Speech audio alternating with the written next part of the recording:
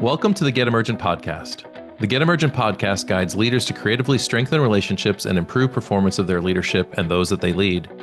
We like to provide concepts and ideas that you can turn into pragmatic experiments to help you develop your higher potential in your work and your leadership. And hopefully, you'll find some better practices to apply in your own work. I'm Bill Berthel. And I'm Jeremiah Polson.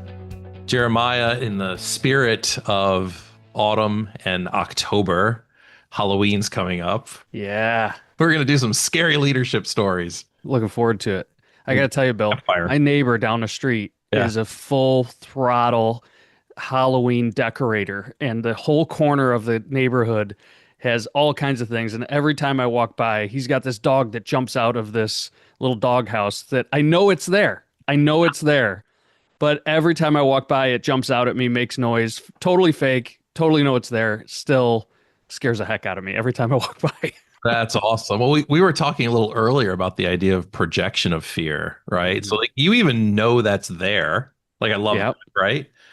But there's still some type of like projection of fear that's there. You bring the fear. That little dog didn't. Right. Doesn't even have a heartbeat. It's just mechanical. Yeah. So we bring the fear, right? Fear is a normal human thing to have, right? So we're not suggesting everybody be fearless. No, actually, we do need to, as leaders, step into our fear and be aware of that, right? Be more conscious of where we're projecting our fear and what might be projecting fear for us. Yeah, because being conscious of it means I can see it, feel it, and allow it to come up and teach me, right? I want to know what that fear is telling me, and it could be something that I'm completely projecting that's totally out of my imagination, like this little dog jumping out at me, but it could be something that's really important. I need to be aware of something's being threatened. So I want to know what it's giving me to do, what the purpose of it is. Absolutely. And so obviously fear can hold us back, right? If we project a possible future fear in something, or, you know, we're afraid, we're a little scared to do something, it's going to hold us back or have us play a little bit smaller than we maybe could. Yeah. But sometimes fear is there as a resourceful piece, right? To keep us safe or to keep us from overextending something. Mm-hmm. But so often in leadership, because we are leading, we'll be managing some fear, managing some tension of fear. I think the fear of failure is pretty universal, right? Like, I mean, who wants to fail? Who really wants to like screw up or, you know, land on their face in front of a crowd, right? Yeah, I don't think I've ever heard somebody say, you know what? I'm going out on this field right now. I'm just hoping we lose. Right. Just really hoping we lose. Right. And I think folks that are a little more sophisticated understand that, you know, failure is a learning opportunity. They may not be so fearful of failing, so they could at least learn from a potential error or mistake or failure in the future. As leaders, we want to make sure that we're not leading our teams into failure, setting other people up for failure, and failing ourselves because we're interested in either some type of progression or a purposeful achievement, right? So I think about in some of my leadership background, the fear of failure held me back a lot. Yeah, and it happens often, right? It freezes you up, keeps you from moving forward. Keeps me from either trying something new or have a willingness to take a big enough risk. We could talk about like the risk reward, right? That's obviously there, but it's the context and the relationships we're in and how much either psychological safety and vulnerability there is in that moment to take that risk. I was leading, this was back when I was doing some decorative painting and paint formulation work with a manufacturer of artist materials. And we wanted to manufacture a material that no one else had done before. So it was going to be incredibly innovative. But that material was available in the marketplace from a traditional perspective. It's a decorative material that people would put on their walls to make it look like an old plaster kind of falling apart kind of wall. It's called Venetian plaster. They're beautiful. You've seen them in restaurants. You've seen them in casinos. It's a beautiful finish. Well, the traditional material is very caustic. So it's not dangerous for the environment, but dangerous for the applicator, dangerous for the craftsperson. So we wanted to make something that was super safe for the craftsperson. And I tell you what, it was years and years of failure. Years and years of working with craftspeople just failing. Years. There was a research and development project that took over 3.5 years to get to a breakthrough where we could really start saying we have something more successful. there's something about the fear of failure, I think, that we can, and I'm not trying to sugarcoat this, that we can work to our advantage. I think if we lean into that failure and say, truly, what did I learn from that? Every failure should bring two new questions or two new possible pathways for discovery. And then it's not a fear mechanism anymore. It's a what will I learn mechanism. Every time we presented a material to a set of craftspeople that we weren't sure of was a fearful moment, right? Oh, there's another one that doesn't stick to the wall. There's another one that doesn't do this. There's another one that didn't work for that reason. 3.5 years, you have to persevere. Yeah, and you reframe. Perseverance includes reframing the failure as a learning opportunity, and then coming back around to try again. And the paralysis that comes from not being able to recognize that fear and not be able to reframe it as an opportunity for learning is the most destructive part of it. So in your story, I hear it, this desire to continue improving, the continuous improvement combined with the recognition of the normalcy of failure leads you to a higher level performance. Absolutely. Absolutely. And I think there's lots of analogies out there that are very similar to that, right? I think of James Clear's work in Atomic Habits. He shares the idea that winners and losers both have goals. They could have the same exact goal, but the winners have some level of perseverance and they step into those fears or concerns or vulnerabilities they have together. That's about teams mostly, right? Yeah. And so how do you support each other through that fear? Yeah.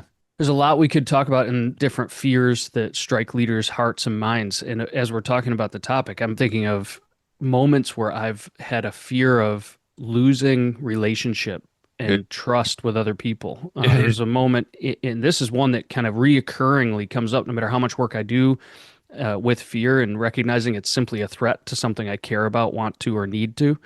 I remember as a young welder, I had left a job to move home from across the country without communicating to my foreman that I was quitting. And the primary reason I couldn't get over that hurdle of communication was I was so afraid of disappointing and losing the respect that I had gained with him.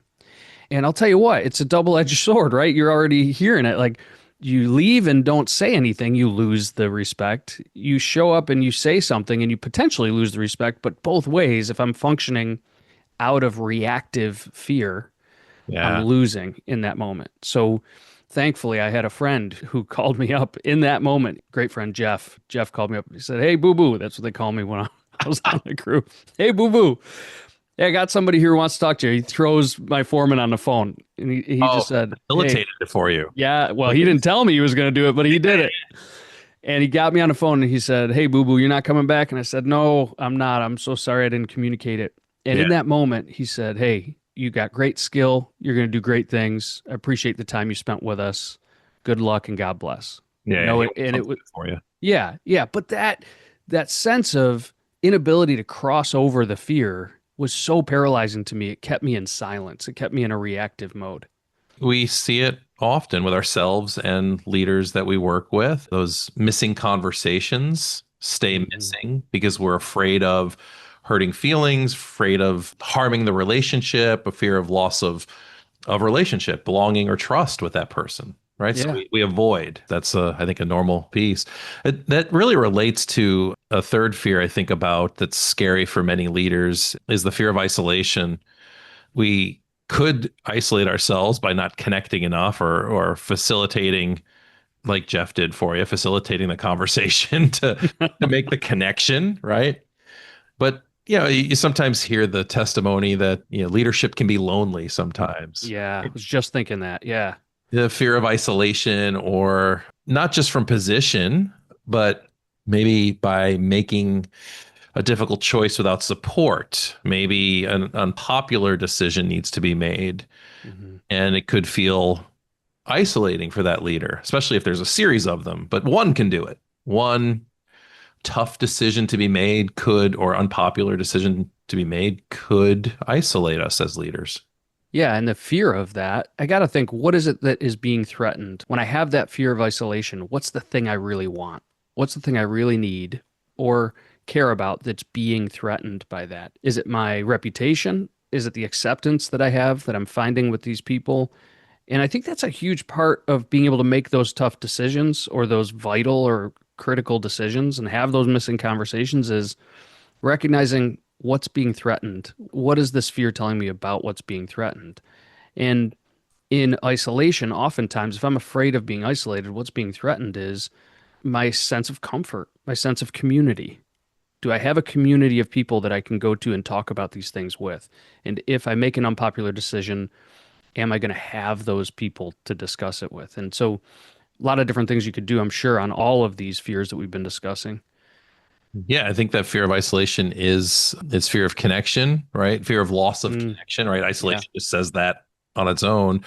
I think status as well, whether that's credibility or reliability. I think these weave in and out of one another. So what if the unpopular decision I made turns out to be wrong or towards a failure? We're back to fear of failure. Right. Losing that achievement, that goal that you had, we're failing. Absolutely. It's compounded. Now I feel isolated and I'm failing. It's very possible. I think the antidote to most of these fears is connection, clear lines of communication, inviting other people into the process, maybe not for their decision, but for their inclusion in understanding, knowing, whatever their contribution might be in that. I mean, these are elements of psychological safety.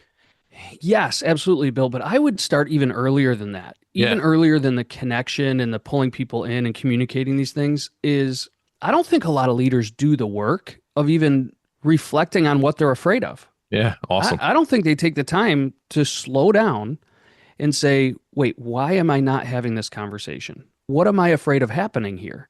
So even though I have not seen your neighbor's decorations, I just pictured you maybe a few houses before the house where the dog jumps out of the box. I'm slowing down. You're slowing down. You're reflecting for a moment.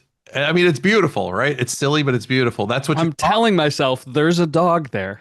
There's a dog there. That's what you're talking about. Taking that strategic pause beforehand. Yep. And reflecting on, okay, so like I can identify some of the potential fears, maybe not all of them, but I know what maybe comes with this fear.